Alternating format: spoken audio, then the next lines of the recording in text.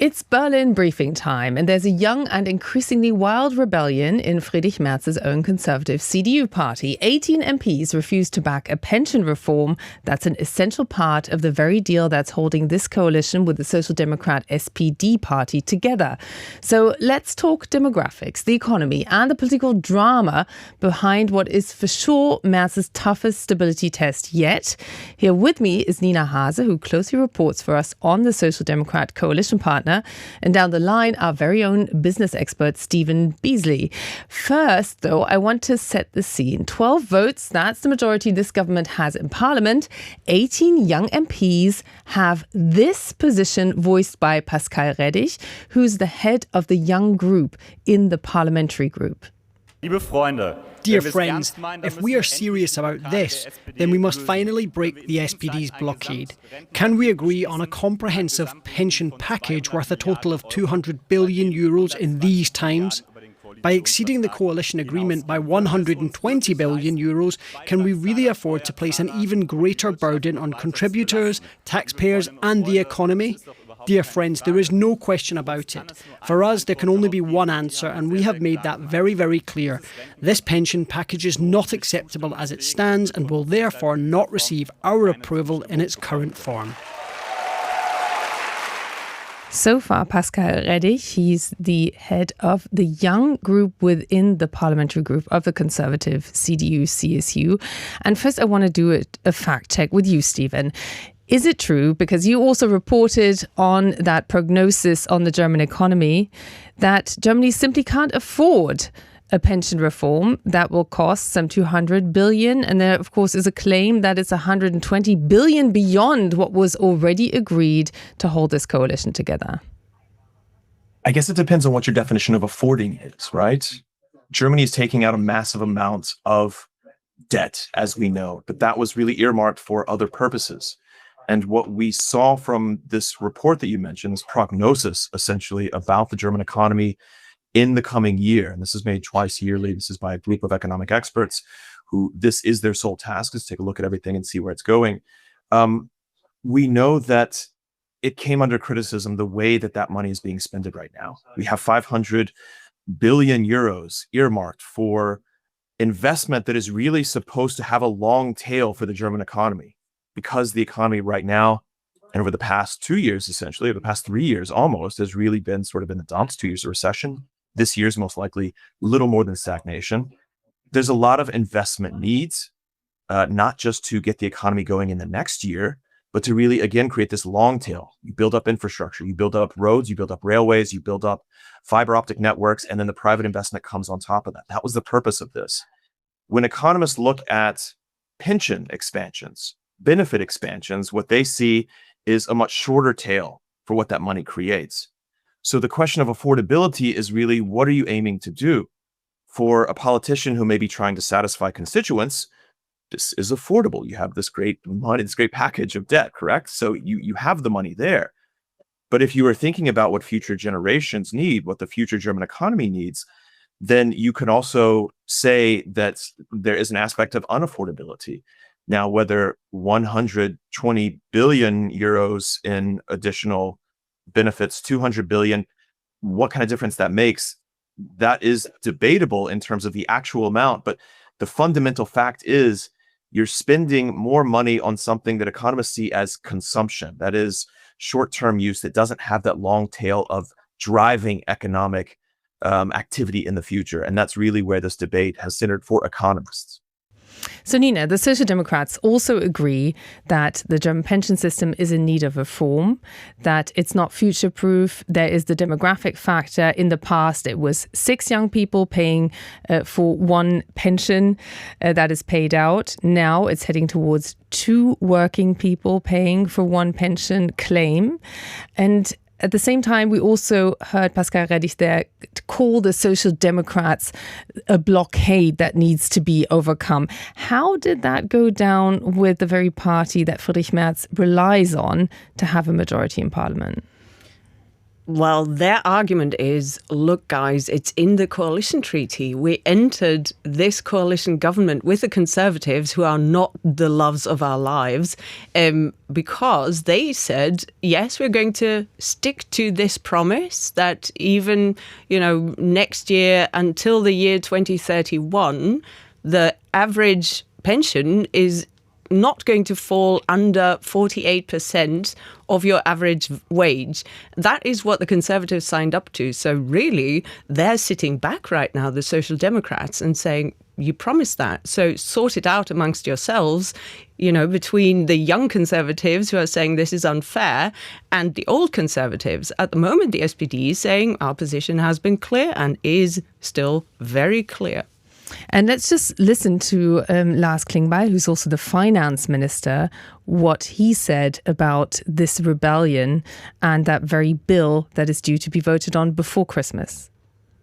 Let me be clear, nothing more will change in this law.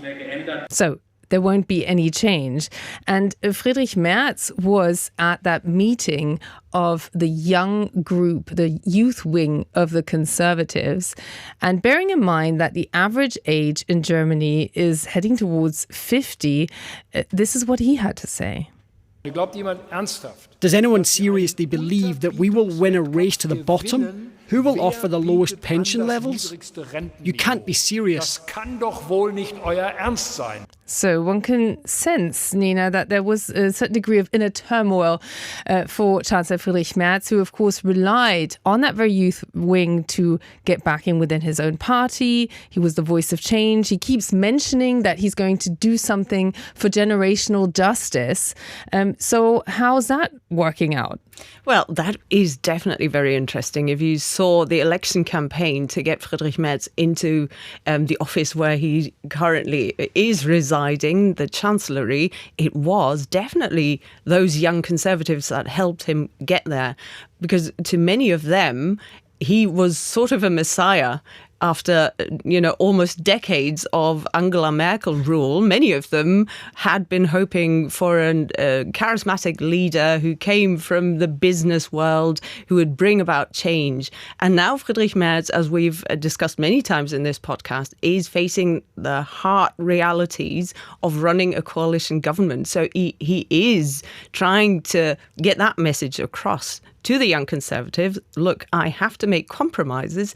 And sometimes he says, what's the alternative? What do you want me to do if, there's also this inner debate happening already within the Conservatives? Wouldn't we be better off if we sort of dropped the Social Democrats and just risked running a minority government for a while?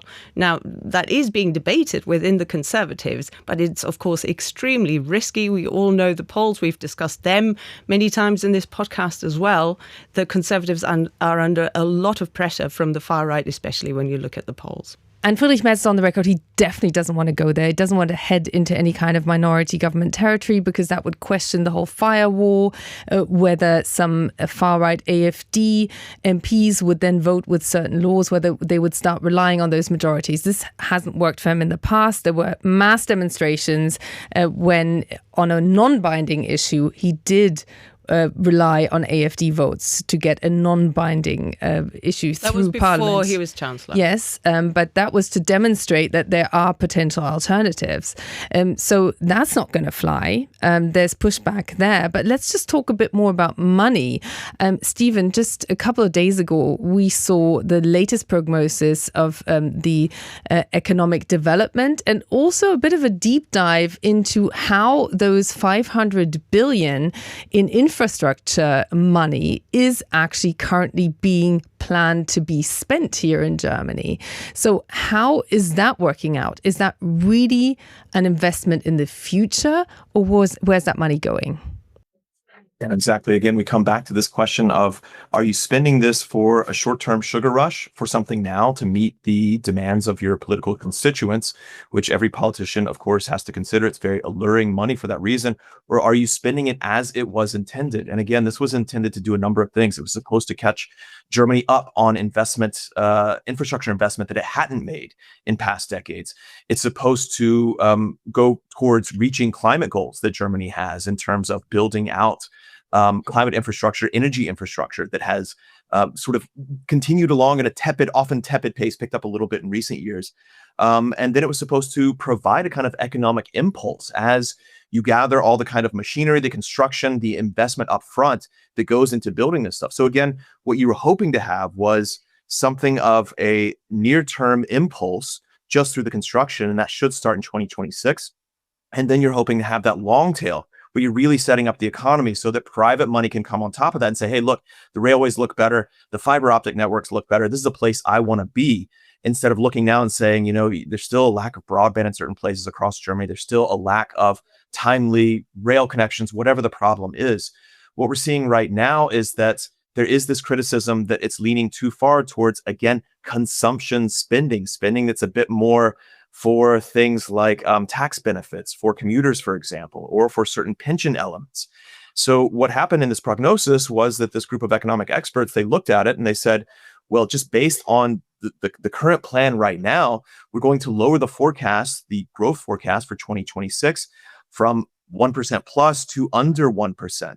And both of those numbers aren't particularly good in the first place for the German economy. They would still prefer much more than that, but that's already a bit of a hit right there to see that, you know, this impulse that was supposed to come on in 2026 is already being dampened. And so what they called for is they said, look, there needs to be more monitoring of how this money is spent if you really want it to have the effect that it was meant to have. But again, that's a political debate. That's what we're talking about right now. How is it going to be spent? You're sitting on a pot of gold. Where's it going? You have this kind of tension between long-term benefits versus short-term benefits. And it's the leader of the Social Democrats, Lars Klingbeil, who is making major decisions as finance minister on where that pot of gold is going. That committee of experts also alleged that it could be up to 50% of those 500 billion that are potentially, and I'm being very cautious here because this budget isn't through yet, are potentially earmarked for consumptive spending. How is the Social Democrat Party and Lars Klingbeil, the finance minister, taking that criticism? Well, they are saying that they're not just spending the money on, consumption. They say that it is an investment in the justice of our social welfare system. They say that they've got to work simultaneously on keeping society together and reforming the system. And so Lars Klingbeil keeps stressing that this is not the only point that is in that package. Right, we're talking about that safeguard line that essentially pensions are not supposed to fall below a certain threshold just to, ensure that somebody who's worked hard all their lives, that they can then retire and actually get something back from the state, from a system that they have paid into all their lives. At the same time, says Lars Klingbeil, that pension reform package also includes ways to make the pension system in Germany more sustainable for the future. So they're saying we're also trying to get, private systems more solid, that they're also going to give 10 euros a month to young children so that they can be invested in sort of your own private security system, if you will. And they're saying that they want to get people to, work longer, because at the end of the day, Michaela, Germany is an aging population, and the system was fair when we had, like you said, lots of people in jobs, when we had people retire at a certain age and then live 15 years perhaps as a happy retiree. And everybody thought, okay, fair enough.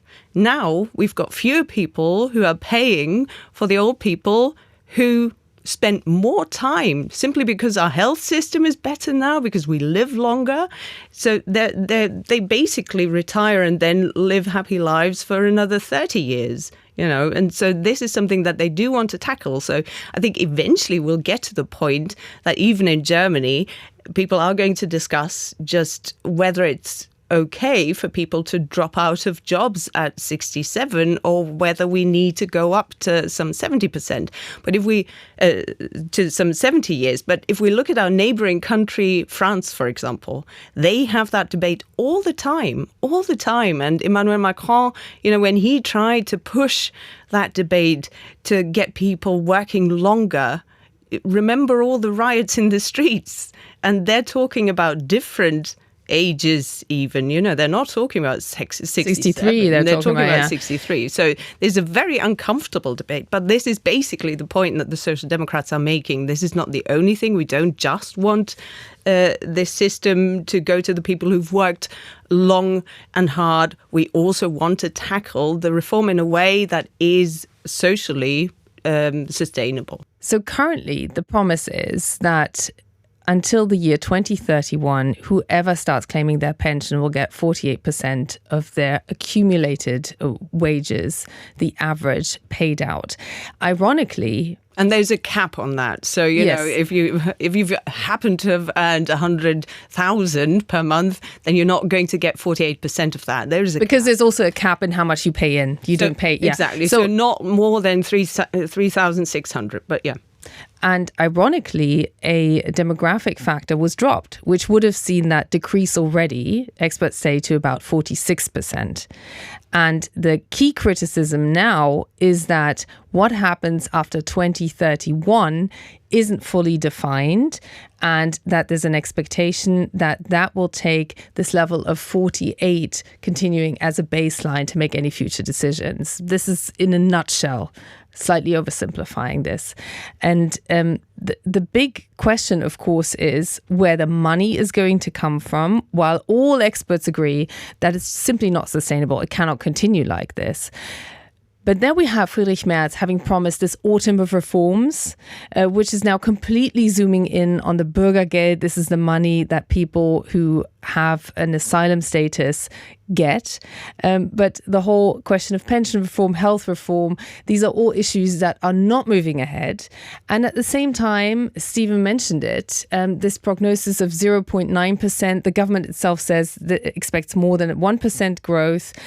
But that economic boom that Friedrich Merz promised, well, he never used the word boom, to be fair, but that economic recovery simply hasn't materialized. Fun fact, 0.3% of growth alone are because there are less public holidays next year because a lot of them are at weekends. So just to put that into perspective.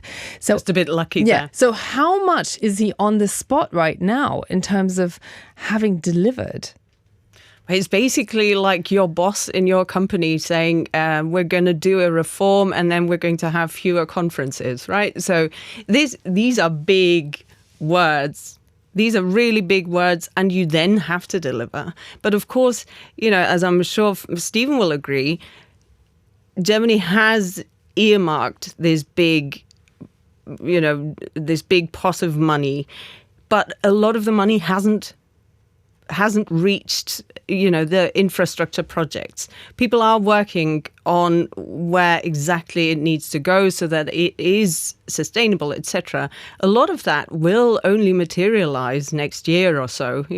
People are then going to probably see a slight recovery happening, but it's not happening now. But at the same time, he's having to make all these big decisions, and he's going to have to announce the downsides of his reform. But yeah, he's sometimes very quick with words. And we've seen that in other debates as well, that he will get carried away. This is not a strategically thought out concept. Really, it was not really going to happen.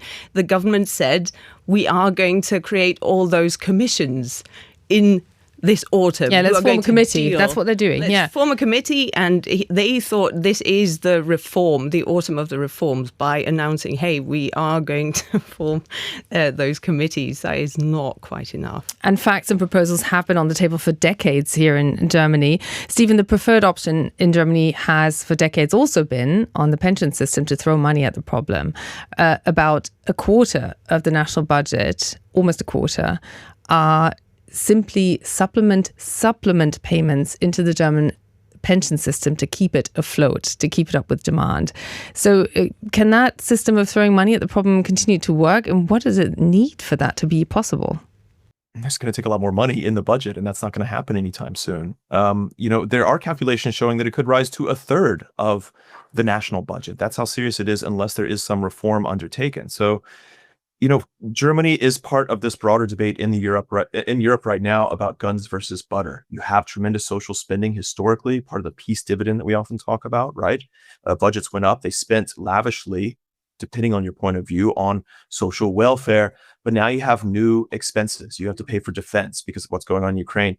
You have to pay to try and rev up your economy. In the case of Germany, again, making up for all that lack of investment from years past. So that doesn't really fit in the budget anymore. You're starting to run deficits. So what it means is when you do have this massive investment spending, this possibility in the case of Germany to spend more on the debt side, you're starting to push some of your budget over there.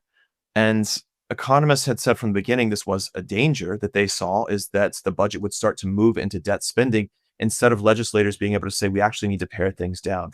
So when you have a third of spending going towards the pension, then you don't have money for other things, or you're shifting it to debt. And when you shift it to debt, as we've talked about, it doesn't generate down the road the returns that you want, but you still have to pay off that debt. And so you're sinking yourself, or you're digging yourself into a deeper and deeper hole unless you can find something, unless you can really invigorate business again. But right now, that's not the situation we see ourselves in Germany. And you're also seeing that, tax revenues are falling on top of that. So the budget really isn't as strong as it should be, or as it has been. But you have more obligations when it comes to pensions. So how does that all square together? Where do you make that cut? And debt right now seems to be an answer unless something else is done. And can I just add, because Stephen just mentioned that a lot of money is going into defense, into, essentially revitalizing armies across Europe. And of course, that also ties into this debate right now that the young people in the political parties are saying, look, you are expecting us to shoulder a large share of the burden of revitalizing our defense capabilities. We talked about conscription. That is going to come into force here. So all of that is already targeting the young generation. And now they're saying, what do we get in return? Do we get a state that sort of is worth fighting for because it looks after us as well and makes sure that we can look happily into the future and see that we're going to get something back or not? And that is something that we also discussed with the head of the Pupils Association. If you don't answer that, the last episode, exactly. Check it out. Yeah. If you don't answer that question in a way that you can comfortably say, look, this is a state that is looking after you, so it's worth defending it, then they're going to have an added problem in other areas as well, and not just in this pension reform. Now, the woman who is in charge of a lot of the social spending, actually most of the social spending that's happening in Germany, is, of course, Bärbel Bas, the Labour and Social Affairs Minister. And she observes Friedrich Merz digging an ever deeper hole for himself, because that very young generation who backed Friedrich Merz is now rebelling against him within his own party. Let's take a listen to her very candid response to what Friedrich Merz is going through. Those who are currently jeopardizing the coalition are sitting in the union. It is a group stirring up a conflict I do not fully understand. I say this quite openly because we have a firm agreement on 6 elements in the coalition that we have already decided. And these elements are currently being undermined in this debate because one is being singled out and called into question. However, it has been firmly agreed, and everyone who sat in the coalition negotiations knows this. And this is not the first time this has happened. This was also when a federal judge was supposed to be elected. They had to back down. That was also previously agreed. There simply was no majority within the Conservative camp, so they postponed that vote. Then the candidate changed. Now she is rightfully pointing towards the coalition agreement, which is basically the marriage contract of this coalition, saying, look, we agreed on this. Just stick to your word. What's so difficult about it? Where's this heading, Nina? That is one of the key problems. I think if the Social Democrats had the feeling that they can rely on the Conservatives more, then they would be more willing to offer them, to make them compromise offers where they would say, okay, let's sit down again and let's find a way of navigating you out of your internal crisis together. At the moment, they're sitting back and they're saying, look, sort it out. Nothing to do with us. We signed this marriage contract. You know that we are not happy with a lot of the things that we had to agree because, we had to give something to you as well. Amongst other things, by the way, that idea that the Bavarian Conservatives brought into this marriage, their famous, mother's pensions, where they said, okay, any mother who had a child before 1992 also has to get some sort of share out of that some points system, for a pension, some points out of exactly. So that was a Conservatives' idea. It's not just the Social Democrats who want to give their voter base something, some money out of this pot, but there is a deep mistrust, and that started even before the coalition was formed with the vote that you mentioned already, where Friedrich Merz, out of reasons only he can explain, risked a big row because he, came to this vote in Bundestag together with the far-right AfD. That was the starting point. Then he had always fought against the debt break, the so-called debt break here in Germany. During his election campaign, he accused the previous government, of being way too generous with money. And then he enters office. What does he do? He cancels the debt break. So that is something where people are saying, okay, can we trust your word? Then we had that election that didn't happen of somebody that the Conservatives had already agreed on getting into the new position at the court. And all of these things together, they play a massive role. While at the same time, the Social Democrats are saying we've stuck to everything. We've agreed to, for example, lower financial payments for Ukrainian refugees here. Bärbel Bas is the minister who this week had to sign and present the law that is going to take away some money from Ukrainian refugees here in this country. She said out loud, I don't believe in this, but here is my law. So they say, we're sticking to our part of the deal. Why aren't you? So, Steven, is there any sign that this coalition could get the money and the economic figures that it needs to get the cash to avoid more of this political battling? No. Not in the short term. There's nothing to suggest that a turnaround is in the next year. As you mentioned, as I've talked about, a lot of the economic impulse that we're seeing from next year is really tangential to the normal business model of Germany. It's not because things are working as they should. It's because there is this kind of hope for spending. Close to 1% growth is really nothing to brag about, especially after 2 years of recession, or maybe it is after 2 years of recession and one of sort of near stagnation. But no, they don't have the leeway that they want. They don't have the room. And all this does come down to political compromises like this. It's about where you spend that money and what is the purpose of the money. And Germany has such a fraught relationship with debt spending in the first place that even to get that 500 billion, as you know, that was quite a hurdle.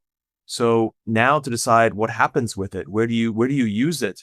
Again, not to harp on the same point, but this was a fear, or this was a reality that economists saw coming, is the budget is going to shift into debt spending because the compromises can't be made, because the political situation is so tense. And I think that speaks to what you guys talk about here in and out every week, which is just the nature of the political situation in Germany. There is very little ground to lose politically, and that makes it even harder to agree on spending and foregoing something that you've promised your constituents, especially if it is in a coalition agreement. but essentially someone's going to have to compromise if you want the kind of fiscal room that you actually need. And that was the whole point that these economists are making with this prognosis, is if you really want the kind of impact that you say you want and that you frankly need to get this economy in the right place, you're going to want every bit of that 500 billion euros. You're not going to want to take a big chunk out of it and push it towards something that ultimately isn't going to rev this engine back up again or even get it going, frankly, because right now it's sort of stalled. And so what are you going to do? And that's their message to the political side. And it's not easy. It's compromise. I was in the room and you were listening as well when this economic prognosis was presented. And while there was tangible increasing impatience with the lack of reform, there was also a point made by one of the experts, Achim Truger, about the wealth disparity in Germany and why it's not that easy as it looks on paper to just slash social spending. Let's take a listen to that. The welfare state is the wealth of the poorest, so you can't simultaneously make proposals that destroy precisely this wealth through social cuts or reductions. There is, of course, a certain inconsistency in demanding this. So, Nina, how much is this a question of the stability of the coalition? Because I think it is fair to say that this is the most they've gotten stuck so far with each other. And how much is it an issue of the stability of German society as a whole? Yeah, exactly. That is the two questions. One, there is political power play involved. And there are ways, if people agree to find a compromise, to essentially also in the communication, present a more united picture. If they're prepared to do that, that's the one side. Then they can say, look, we've agreed on a path and let's all just tone it down a little and then work on the details. But the details per se are very, very difficult to solve. And this is something where, this committee doesn't have a lot of time. They have to start working. Experts don't agree on what the best model is. So, lots of people also floating ideas now that are completely unconventional. Like, why don't we have to look at the way our democracy is running and is being run? Is this even possible to make such a massive unpopular reform in a democratic system the way we have it now, when the chancellor always has to also look at whether somebody in his own party is going to have to face elections again, all these details that come with the democratic system. Don't we have to have a chancellor in office for 7 years instead of 4? All of those debates are happening. The Conservatives are floating the idea of a minority government. They're saying we're not going to go under with them, those social democrats. Yes. Let's talk about that because, you sound like the voice of reason that you are, Nina, mapping out the possibilities that they have to get out of this if you stick with the whole question of, what a good dialogue and what a constructive way forward could be. But how much of what we're seeing is just the naked fight for survival of the Social Democrats in Germany, also looking ahead to next year? And of Friedrich Merz, I have to say, look at the polls. Yeah. Yeah. His polls are not better than the least popular chancellor on record in Germany. Even less popular than Olaf Scholz. Who would have thought? Yes, well, there you go. Still, he has he's in the upper 20s in terms of his Conservative Party. The Social Democrats have a very difficult fate here in Germany, also particularly when you look at regional polls, don't they? Absolutely. And they used to be a Big Ten party.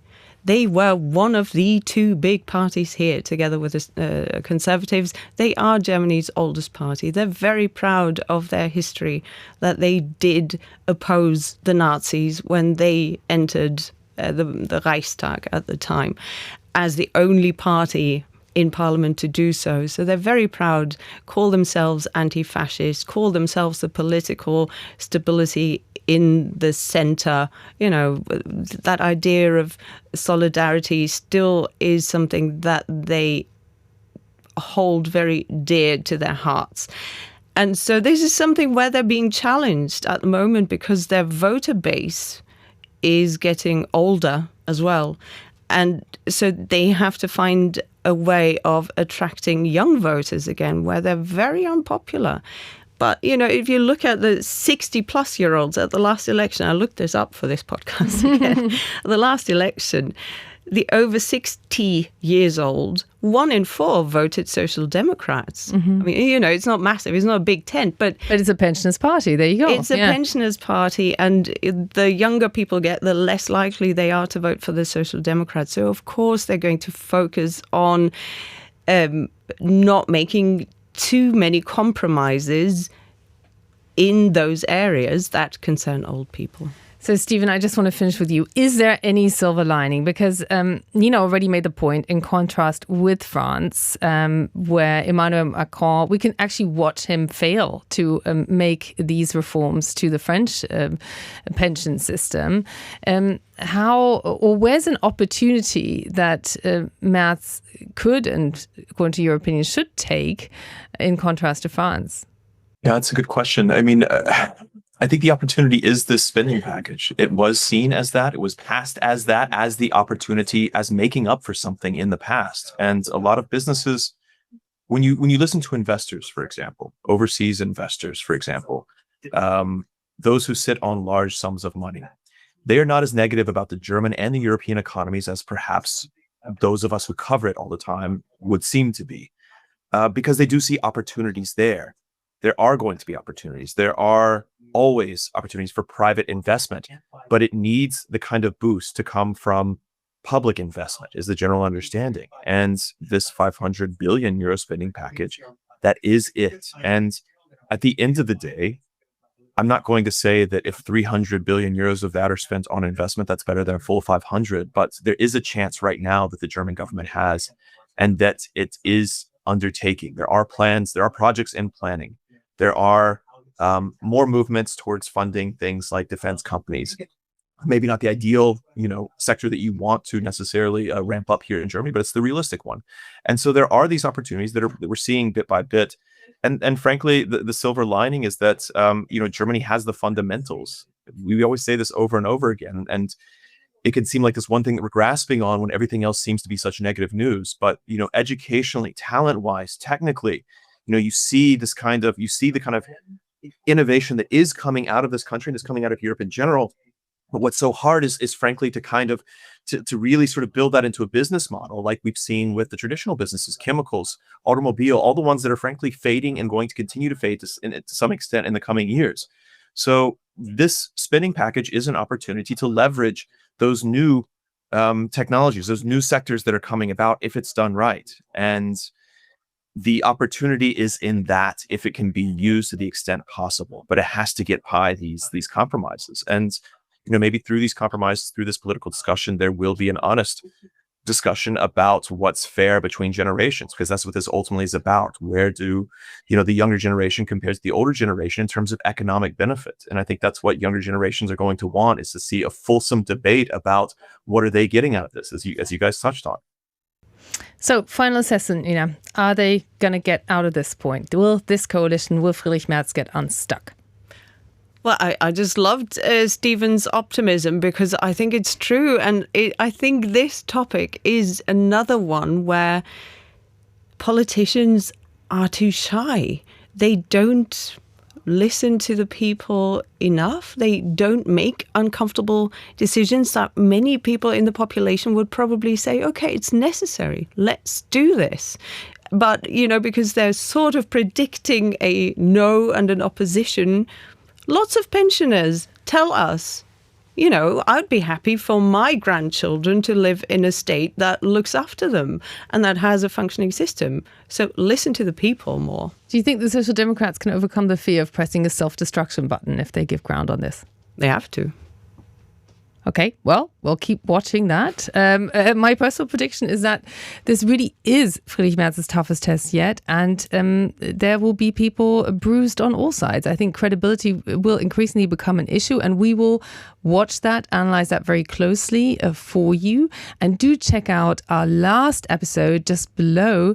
That was on the voluntary military service model that Germany is due to introduce. That also has a huge aspect of what clearly is a much wider demographic and intergenerational debate here in Germany. And don't forget to check into our Berlin briefing newsletter that keeps you up to date every week. And with that, you're fully briefed up.